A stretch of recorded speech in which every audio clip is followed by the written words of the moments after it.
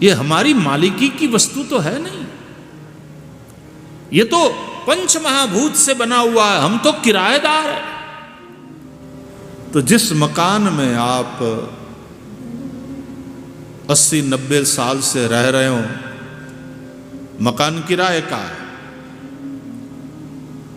खाली नहीं कर रहे हो,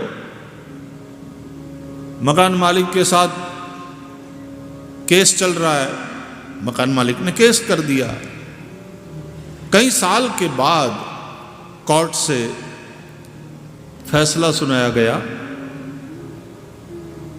तुम किराएदार हो, मकान खाली करो। जिस मकान में हम 90 साल तक जिए रहे,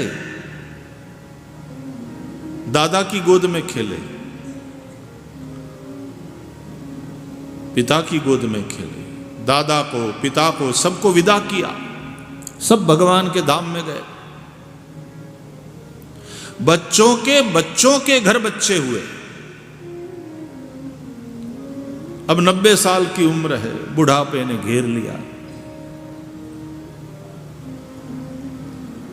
90 साल जिस मकान में रहे, उस मकान को खाली करने में कष्ट तो होता है, क्योंकि कोर्ट का जजमेंट है, खाली तो करना पड़ेगा।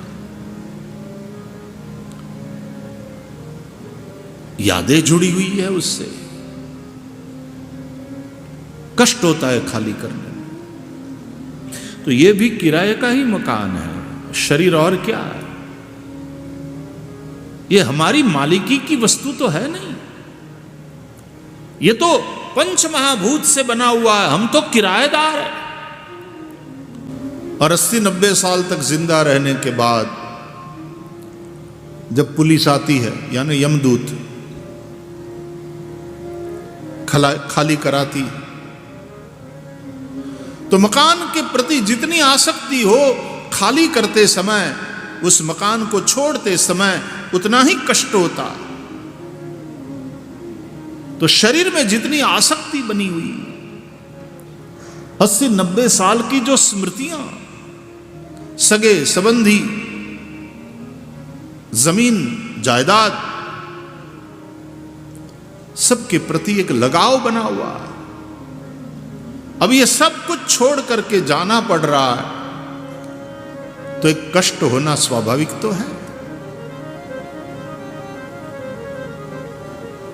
और वास्तविकता यह है कि हम है किराएदार इस मकान में, शरीर रूपी मकान में।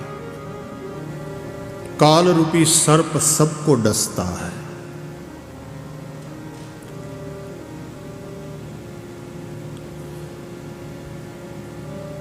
उस मृत्यु का जो त्रास है,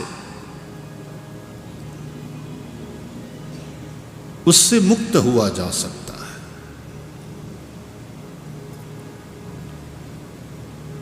श्रीमद् भागवत मृत्यु की उस पीड़ा से मुक्त करता है। जो भी पैदा होता है उसकी मृत्यु तो अवश्यंभावी है।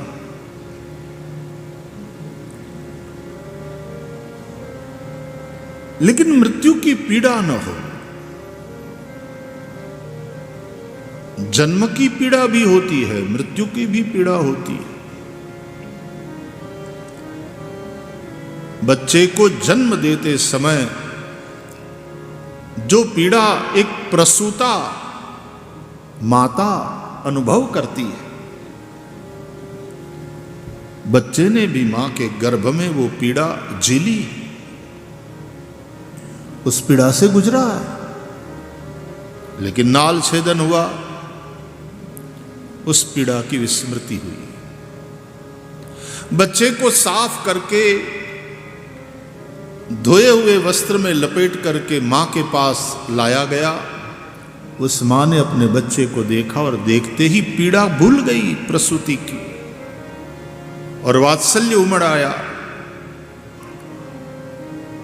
बच्चे पर उसका प्रेम बरस पड़ा। जन्म की पीड़ा को हम भूल जाते हैं। मृत्यु की पीड़ा कैसी है वो अभी पता नहीं, क्योंकि अभी मरे नहीं। अब कैसे समझाया जाए कि यह सबसे बड़ी दो पीड़ा है, एक जन्म की, दूसरी मृत्यु की।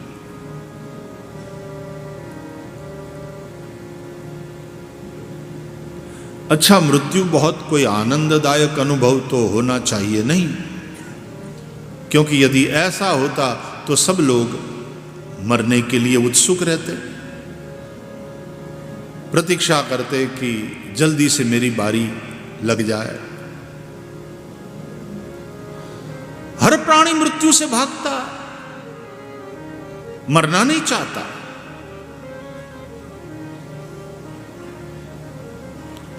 एक छोटे से बच्चे को भी आप प्यार से हवा में उछालते हैं तो कुछ क्षण के लिए तो वो डर जाता है। जब उसको पिता पकड़ लेता है या मां पकड़ लेती है, दूसरी बार हवा में उछालती है, फिर भी थोड़ा डरा हुआ, लेकिन 4-5 बार ऐसा हो जाए तो फिर बच्चा भी उस चीज का आनंद लेने लगता है, वो हंसने लगता है। लेकिन एक बार तो डर जाता है। वो क्यों डरता है?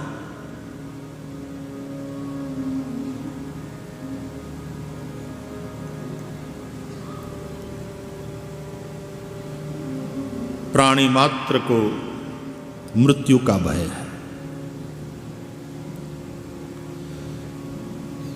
तो इसका मतलब यह है कि मृत्यु डरावनी है। मृत्यु एक पीड़ादायक अनुभव है। मुसाफिर हैं तो हम कहीं जाने के लिए निकले, लेकिन लक्ष्य को भूल जाएं, धर्मशाला को ही अपना निवास बना लें, वहीं पर पड़े रहें, सोते रहें, तो फिर ये गाया गया संतों के द्वारा कि उठ जाग मुसाफिर भोर भई,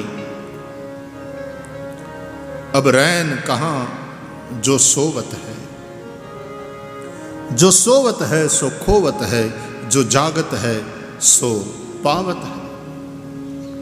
टुक नींद से अखियां खोल जरा, ओ गाफिल रब से ध्यान लगा, यह प्रीत करन की रीत नहीं कि रब जागत है तू सोवत है। उठ जाग मुसाफिर भोर भई। जब सत्संग करते हैं, भागवत सुनते हैं, राम कथा सुनते हैं, गीता के प्रवचन सुनते हैं,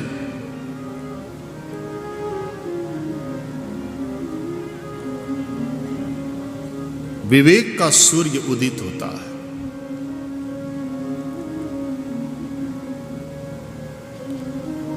भोर हो जाती है।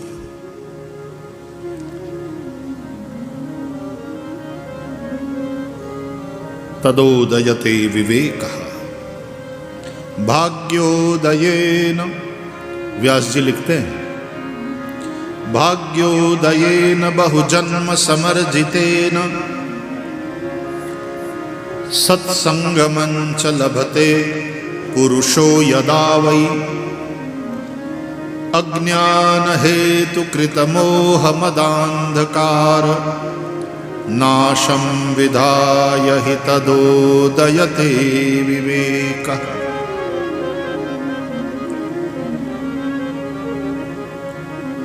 जब हमारे भाग्य का उदय होता है और सत्संग की प्राप्ति होती है, व्यास जी कहते हैं जन्मांतरे भवेत् पुण्यम तदा भागवतम लभेत। जन्म जन्मांतर के पुण्य का जब उदय होता है, यानी वो सब पुण्य जब फल देने के लिए तैयार होते हैं, तब ऐसे अवसर प्राप्त होते हैं।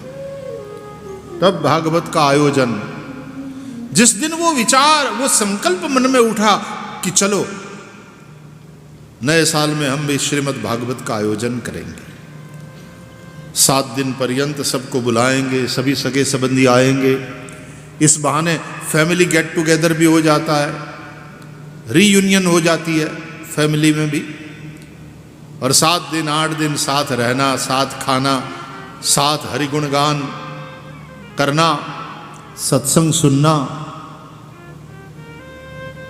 बहुत लाभ है। जिस दिन मन में ये विचार आया कि हम आयोजन करेंगे समझो तुमने जो अनेक जन्मों के पुण्य किए हैं, पुष्पित हुए, फिर फल लगेगा। उस फल का नाम है श्रीमद् भागवत। जब यह संकल्प हुआ तो मनोरथ का फूल खिला, अब फल भी बैठेगा। हमारे यहां गुजरात में तो एक शब्द प्रयोग है, हमारे ત્યાં भागवत बैठी छ।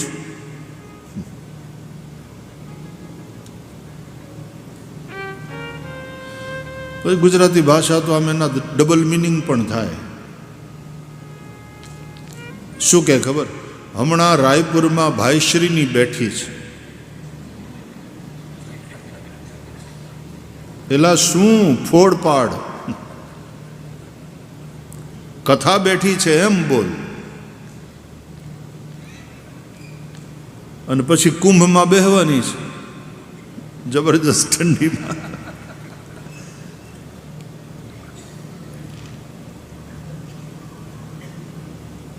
पछी फल बैसे,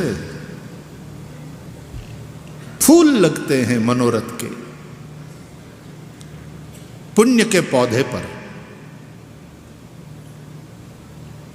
वो पल्लवित होता है, फिर वो पुष्पित होता है, फिर फल बैठता है, फल लगता है। वो है ये फल, ये 7 दिवसीय जो सत्संग है वही फल है। तो भाग्योदयेन बहुजन्म समर्जितेन सत्संग मंच लभते पुरुषो यदा वै। और उसके फल स्वरूप जब सत्संग की प्राप्ति होती है तब विवेक रूपी सूर्य का उदय होता है। अज्ञान हेतु कृत मोह मदांधकार का नाश होता है। जो अज्ञान जिसका हेतु है वो मोह मद, ये सब अंधकार, जैसे ही सूरज निकलता है अंधकार मिट जाता है। विवेक रूपी सूर्य का उदय हुआ, मोह मद मिट गया।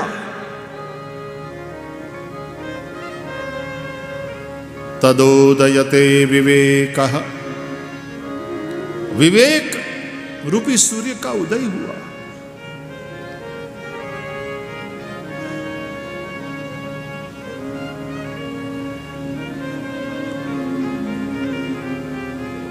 राजा परीक्षित को सुखदेव जी ने कहा कि तुझे 7वें दिन तक्षक डसने से मृत्यु का शाप है। देखो राजा, हम तुमको मृत्यु से नहीं बचाएंगे, कोई नहीं बचा सकता। जो भी पैदा होता है उसकी मृत्यु ध्रुव निश्चित है। जातस्य ही ध्रुवो मृत्यु। मैं तुम्हें मृत्यु की पीड़ा से बचाऊंगा। मैं ऐसी कला बताऊंगा तुम्हें कि मृत्यु नहीं रहेगी, मृत्यु मालिक से मिलना बन जाएगा। यह मरना नहीं है, यह मालिक से मिलना है। मृत्यु महोत्सव बन जाएगी तुम्हारे लिए। संसार के भय को मिटाने वाली भागवती कथा है, विवेक को जगाने वाली भागवती कथा है, मोह को मिटाने वाली भागवती कथा है, मृत्यु को महोत्सव बनाने वाली भागवती कथा है।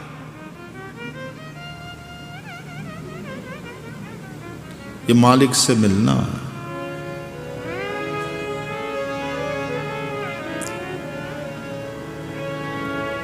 इसलिए कबीर साहब ने गाया, मरने से सब जग डरा,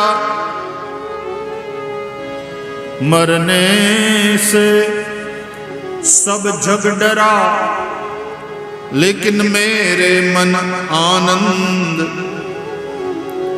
कब मरिहा कब भेटिहा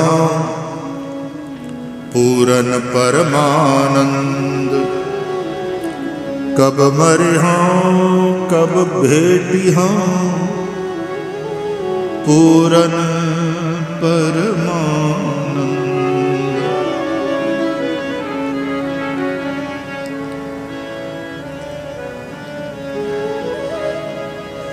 कब यह शरीर छूटे और मैं अपने मालिक से मिलूं, तो मरना मरना नहीं, मालिक से मिलना हो जाता है। श्री कृष्ण गोविंद हरे मुरारे, हे नाथ नारायण वासुदेव,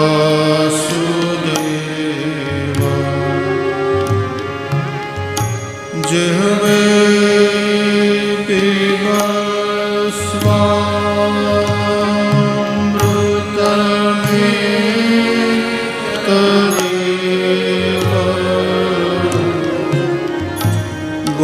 गोविंद दामोदर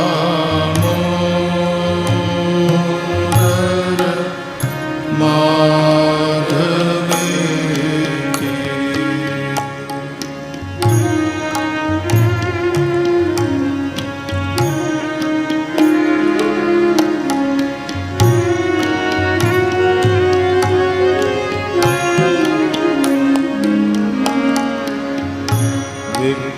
विक्रेतु कामा किल गोपकन्या, मुरारी पादार्पित चित्तवृत्ति,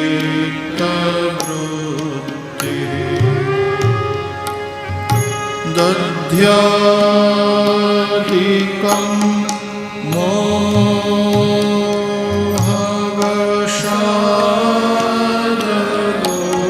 मोहवशादगोचरं, गोविंद दामोदर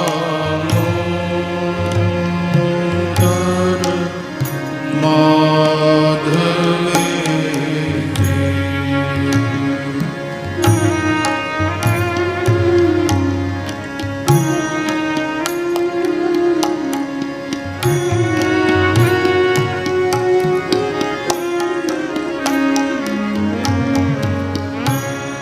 गृहे गृहे गोपवधू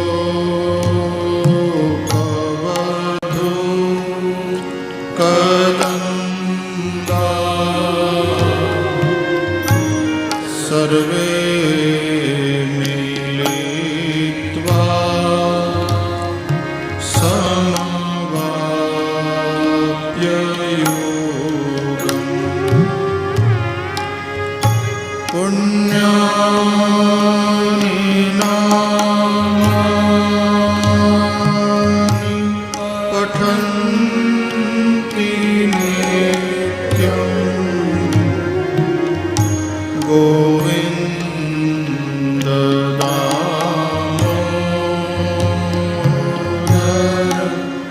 माधवेति।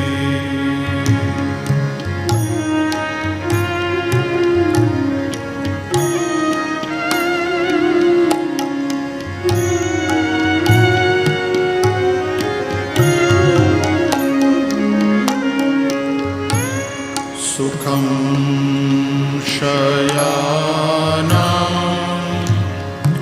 निलये निजेपि, नमामि विष्णो प्रवदन्ति मर्त्या, ते निष्ठितं तन्मयतां व्रजन्ति, गोविन्द दामोदर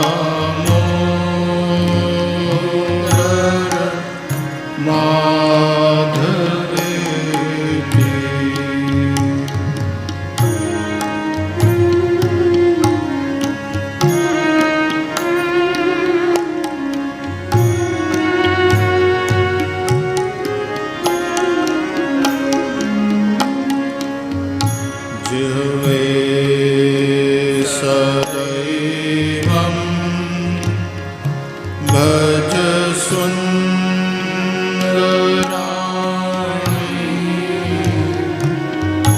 नामानि कृष्णस्य मनोहराणि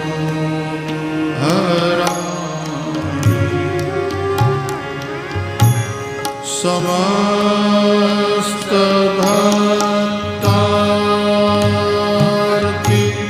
विनाशनानि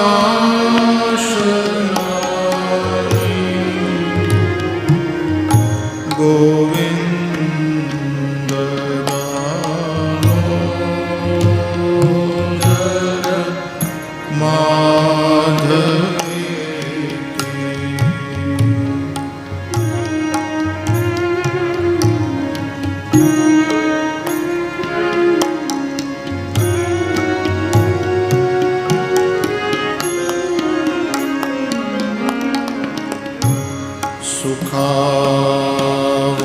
सुखावसाने इदमेव सारम् दुःखावसाने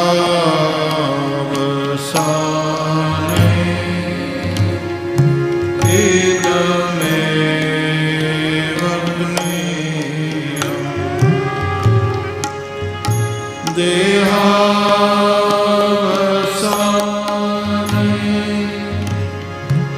इदमेव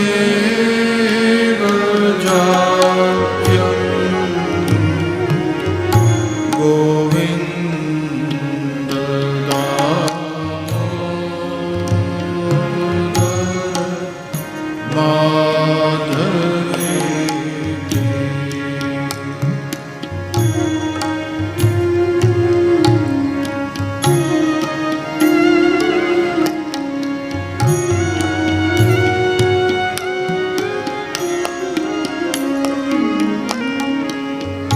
श्री कृष्ण राधा वर गोकुलेश गोपाल गोवर्धन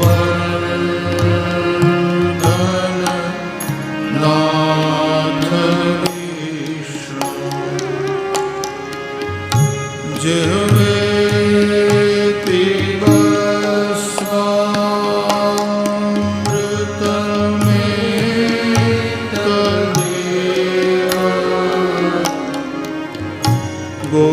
गोविन्द दामोदर माधवेति।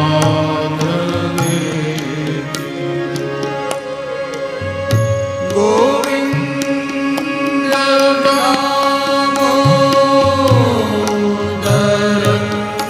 माधवेति।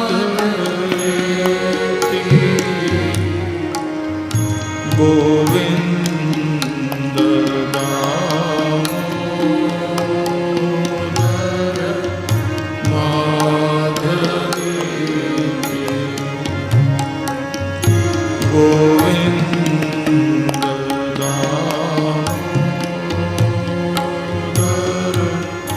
माधवेति।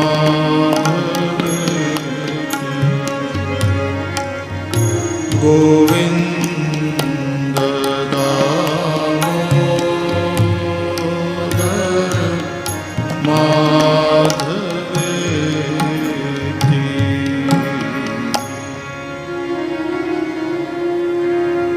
गोविन्द माधव स्तोत्र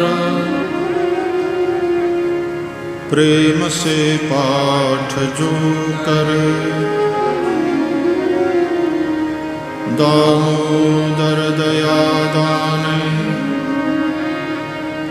सहजे गोलोक संचरे।